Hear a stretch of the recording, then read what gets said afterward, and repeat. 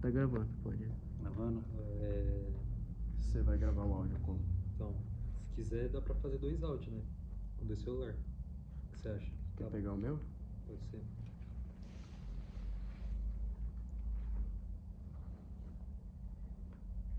Qual é o colégio que vocês estão? Vilas Boas. Vilas Boas. Ele já tá gravando, só... Maravilha. Segura aqui? Isso. Vou deixar aqui assim, né? Pra não... Eu quero fazer, mas ele tá um pouco escuro, eu acho, né? Deixa eu subir. Aí, agora ficou bom. Pode ir? Pode. Beleza. Eu queria saber, né, primeiro, né, boa noite. Por que vocês escolheram fazer sobre o Herzog? Assim, o Herzog, ele tem o assassinato dele, tudo que aconteceu a partir do dia 25 de outubro de 1975, politicamente no Brasil, o impacto foi muito grande, abalou as estruturas da ditadura militar, né? Depois ali 3, 4 meses tem a morte do Manuel Fiel Filho também nas mesmas condições do que a morte do Vlado, né? No mesmo espaço, e toda essa movimentação, tanto do ato na Sé, né? Um ato de 8.000 pessoas numa missa de 7º dia, né? Com a repressão ainda. Então a história do Vlado sempre me impactou assim, tremendamente, porque foi essa virada democrática, né? Uma abertura, uma possibilidade de abertura a partir da morte dele.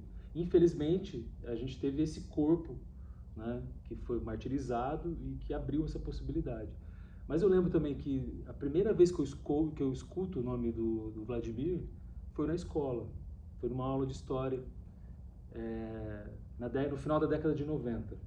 Então, o meu encontro com o nome do Herzog em 2013, naquela placa que eu mostrei para vocês, é um encontro também com essa pessoa, esse jovem que foi impactado numa aula e que viu aquela monstruosidade, aquele terror, e anos depois agora a gente eu retomo esse assombramento, um projeto que fala sobre o desejo do Vlado em ser um diretor de cinema, né? Porque eu não sabia dessa história.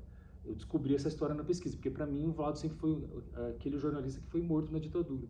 Só que por trás dessa imagem fabricada pela ditadura militar, essa imagem falsificada, por trás disso tinha o desejo de um homem de fazer filme, né? De produzir filme, de fazer os projetos que ele estava afim. Então o desejo, por isso, porque é exatamente isso. O que uma ditadura faz é encerrar o desejo através do medo, né? Impondo o medo. E as pessoas vão se fechando, se fechando, se fechando. Então, falar sobre o Vlado hoje é falar sobre um Vlado vivo, que tem vontade, que tinha vontades, que ele não conseguiu colocar à prova, né? Então, é um projeto muito especial para mim, porque eu estou tratando dessa matéria, né? Que é a matéria do desejo. E no documentário você procura, tipo assim, passar esse terror, né, que nem você falou, o horror assim da ditadura. Você procura passar esse horror, e se você procura, como que você executa isso? Isso é uma questão muito interessante, porque a linguagem, a gente está falando de uma tragédia, né? Esse é o ponto. A gente está falando de uma tragédia. Existe uma ética para você filmar uma tragédia. Existem formas éticas de você filmar um ato de terror, de horror, né? Você não pode espetacularizar isso. Você não pode tornar esse terror um espetáculo, algo de entretenimento, né? Aí a vida do Vlado destruiu a família dele. Ele tinha a esposa, 2 filhos, um de 9 e um de 7, que perderam o pai, né? É uma tragédia nacional, mas é uma tragédia familiar dentro de um espaço singular ali deles, né? Então, assim, tem que ter muito cuidado em como tratar desses assuntos, né? Eu acho que a questão ética de como você coloca a câmera, né? Como que você organiza o olhar, Eu estava falando na palestra que quando o Euclides da Cunha vai para Canudos e quando o Flávio de Barros também vai fotografar Canudos, Euclides vai falar sobre Canudos, escrever, né? E faz os sertões. Flávio de Barros vai fotografar. São as mesmas armas, porque o Euclides destrói pela palavra, o Flávio de Barros destrói pela imagem, pela fotografia, e o exército destrói pela bomba, né? pelo canhão. Então, esse horror, ele aparece, mas ele aparece de uma maneira, como eu posso dizer, onde você tem uma resposta também ética, sabe? Porque é importante você trabalhar a sensibilidade nesse espaço, porque o cinema é isso, né? O cinema é um espaço sensível, que se constrói pela forma. Então, a construção da forma cinematográfica para chegar nesses espaços, em alguns momentos, do terror, mas, inclusive, e a ideia do filme é essa, mostrar um Vlado vivo. Então, a ideia do filme não é falar sobre o Vlado que morre, mas um Vlado que está vivo. Porque o Vlado está mais vivo do que essas pessoas que fizeram isso com ele. A gente está falando sobre o Vlado aqui. Vai ter um filme sobre um Vlado. Teve outro, vai ter mais outro. Vai ter livro, teve livros. Então, o nome dele continua.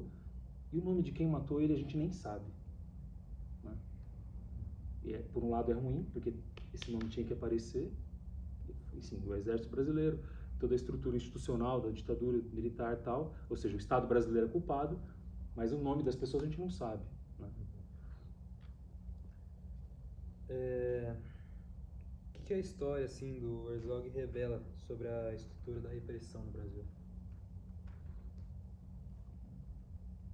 A história do Herzog, ela representa esse martírio, né, de alguma maneira, de abertura, porque ele estava num processo ali, em 75, tinha a abertura gradual, né, que o Geisel e o Golbery estipularam ali como uma forma de distensão política. Só que para fazer isso, eles começaram a perseguir várias lideranças do Partido Comunista.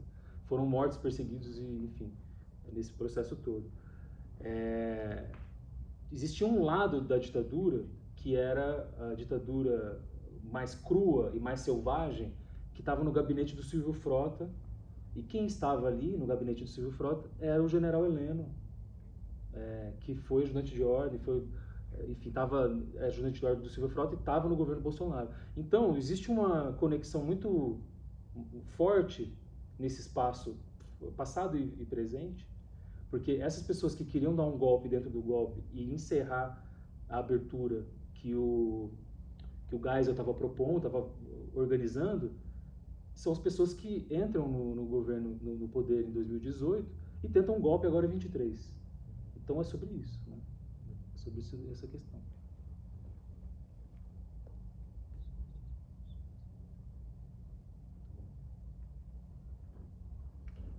A morte dele foi em 75.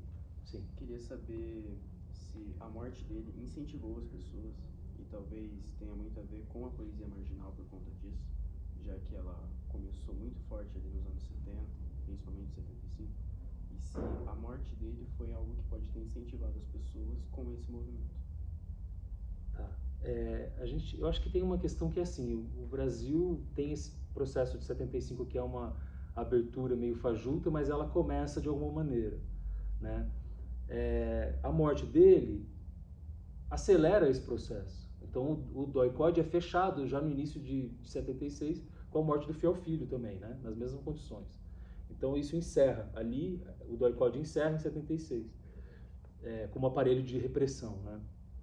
O que eu acho que a poesia marginal, que de alguma maneira pode até ter uma relação ali cultural, né, de uma indignação, a gente pode até falar sobre isso, sim, mas acho que a poesia marginal, ela nasce de uma conexão desses jovens com as novas tecnologias possíveis de publicação, de autopublicação, né? Então é um poeta ali que escreve, mas aí ele encontra um mimeógrafo e faz o livro dele a partir desse meio técnico, né?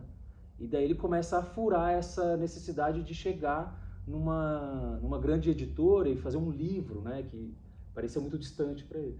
Então, assim, é uma cultura que vem do tropicalismo, uma contracultura brasileira que vai desembocar nessa galera do marginal, né, da poesia marginal, depois ali nos anos 80 também, né, no teatro, no próprio cinema, né, desse período. Então, é um caldo de Brasil, né? Eu acho que, de alguma maneira, nesse caldo de Brasil influencia, sim, né?